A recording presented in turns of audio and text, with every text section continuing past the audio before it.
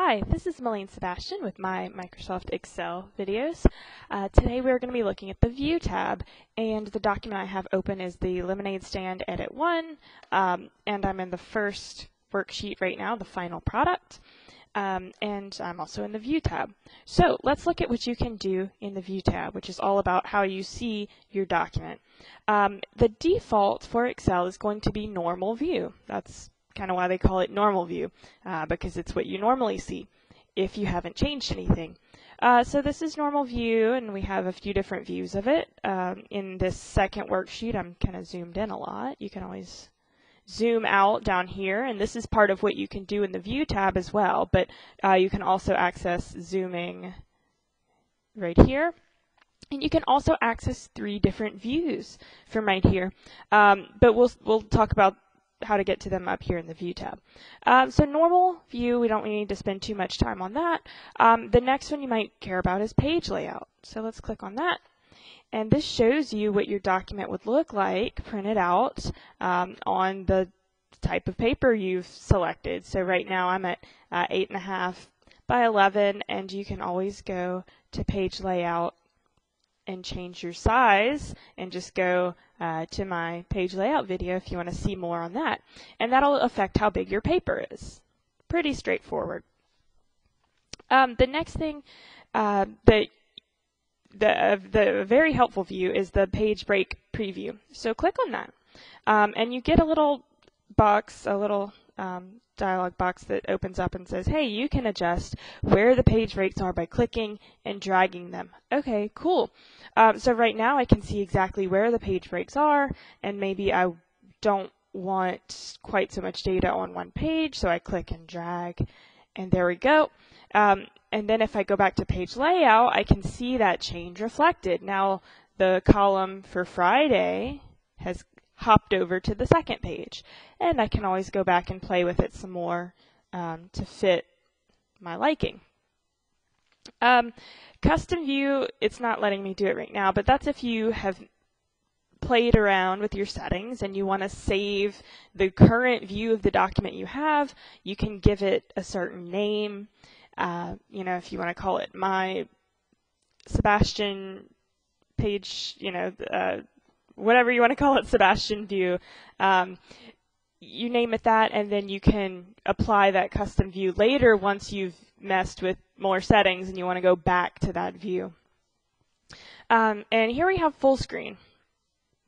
Full screen opens up everything that you have open. Notice how the screen is grayed out in the areas where there's no content at all, but if you start typing, then you automatically get the white area extended, and the gray is just there to tell you that you don't worry about this. You didn't type anything here, so you really shouldn't care about this area.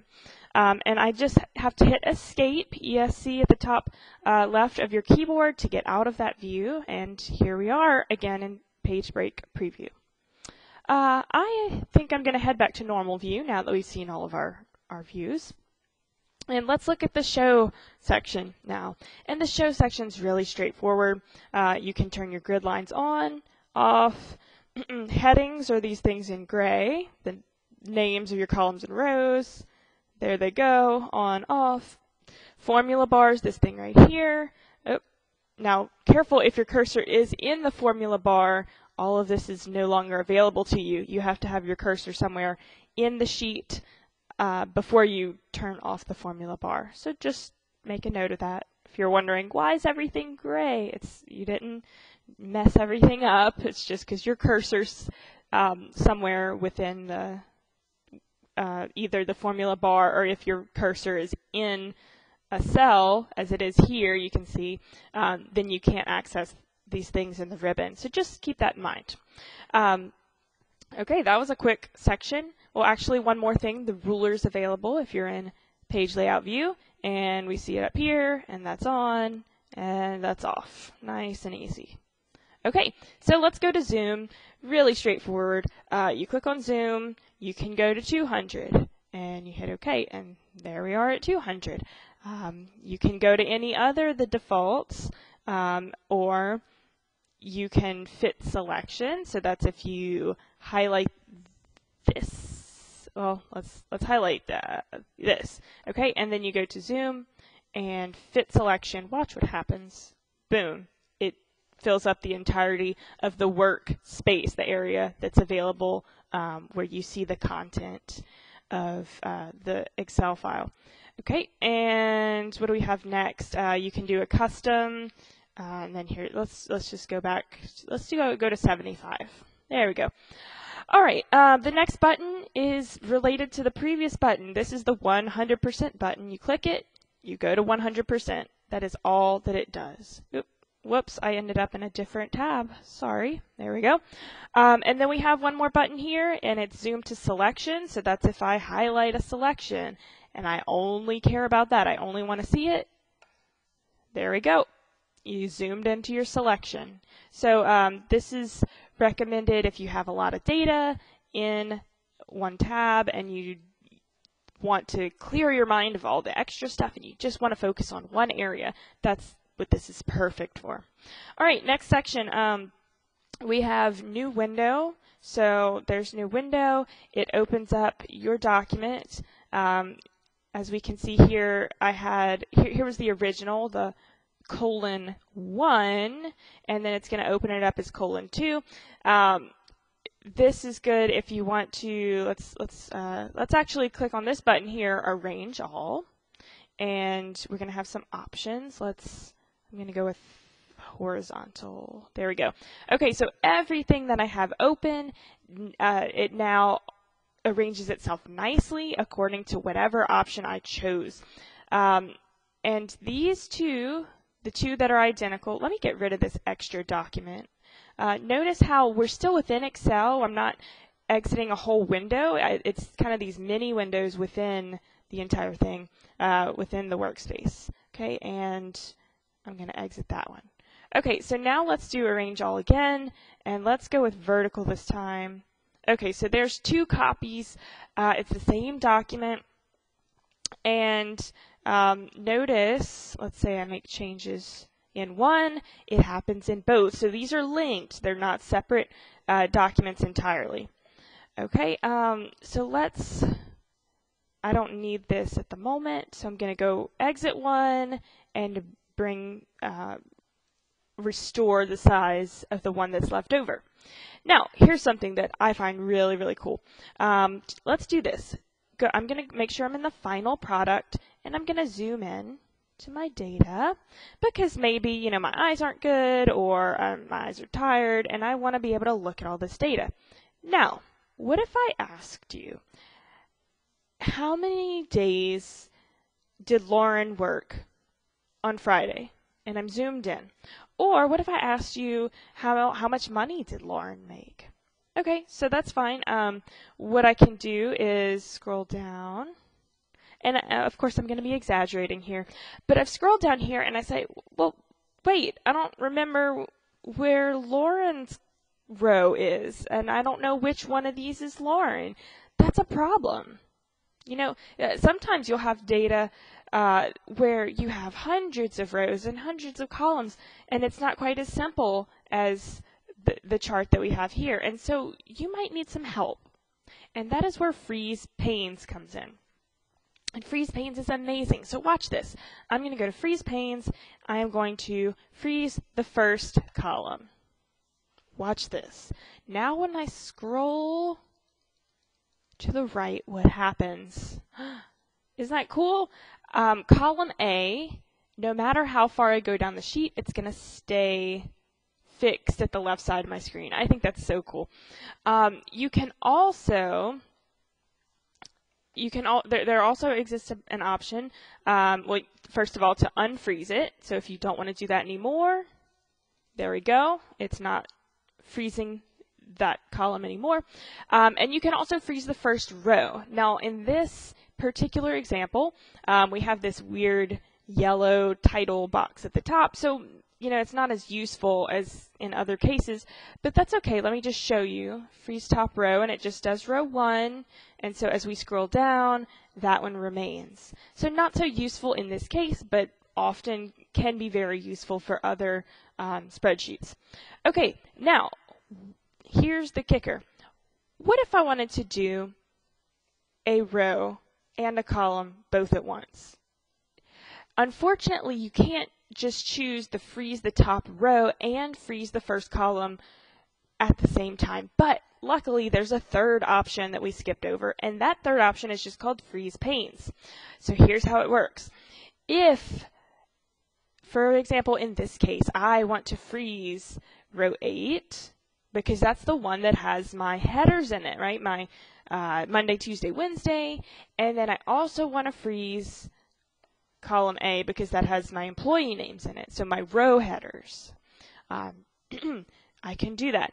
All I need to do is put my cursor or select the cell that is right under the row and to the right of the column. So where would that be? If I want 8 and A to both freeze, then I need to go to row 9 and I need to go to column B. So I need to be clicking in B9 right here. And this is when I use my tool, my freeze panes tool. And all that it does, it says, all right, you clicked on B9. I'm going to slice right above that. So I'm going to freeze at row 8, and I'm going to freeze at column A, which is right before B. So let's give it a try. Freeze panes, click freeze panes. Watch this. Isn't that so cool? I scroll down, the row stays there, and I scroll to the side, and the column stays there. Let me zoom out a little bit. Okay. Watch again. So cool.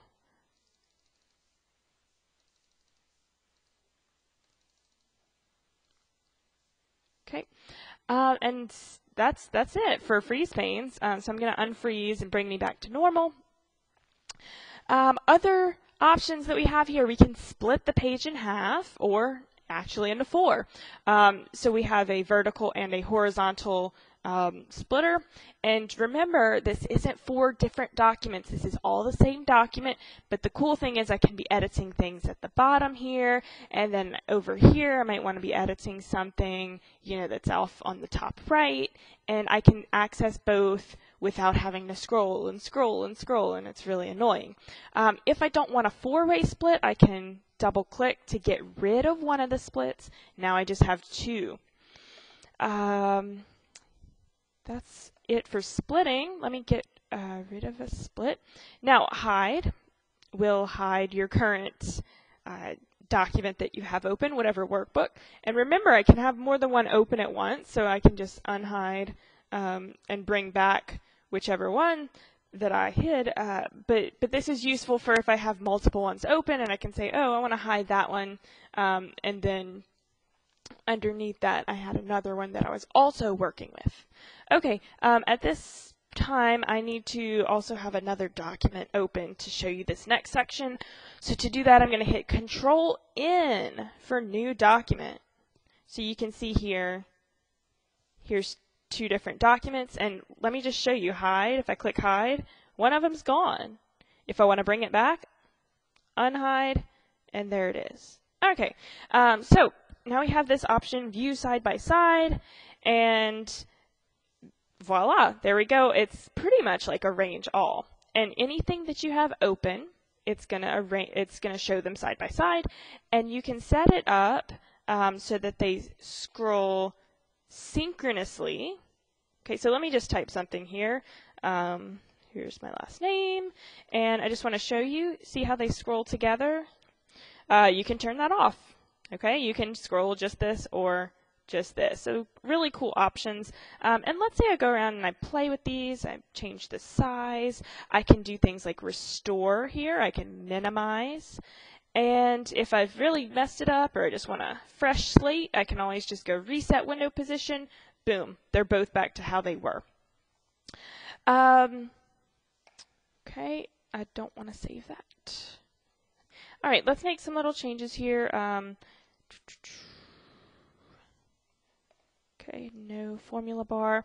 Now, I have my workspace set up in a way that I like right now, or a way that's useful to me. And one thing I one cool thing I can do is hit Save Workspace, and you can actually call this, maybe you want to call it My Workspace. Okay, and save it wherever you want. Okay, and here's the cool thing. You can actually save this as, I don't want to do this. Don't save. What this did was save the way you had your workspace set up. So it saved the zoom, it saved the view, it saved things like formula bar on or off. It saved those as a different file. Has nothing to do with what's in your file. It does not save this data. It just saves how your workspace looks. Save it as a file, and you can open this up on any other computer and apply that workspace view to whatever document you're working on. I think that's really cool. Okay, lastly we have switch window. So once again, if I bring back a new document and I have two different things open, I can jump in between them using this button. Lastly is macros. Macros are really powerful, really awesome to use in Excel. Really a macro is creating your own functions. So Excel comes with all these different tools and that we've learned about, and they do powerful things for us, they do useful things, but you can make your own. You can create a macro that it's really you writing a code that says, all right, when I hit a certain button, I want Excel to do this, this, and this for me. And you can create some combination. Maybe you want it to add up the sums of some other cells. Unfortunately, that is beyond the scope of this video and what you need to know for my class, but there are plenty of videos out there that can teach you cool stuff about macros, so go check those out. Just, search on YouTube. And other than that, we finished everything in the View tab. Thank you so much for watching, and check out my other videos on my channel.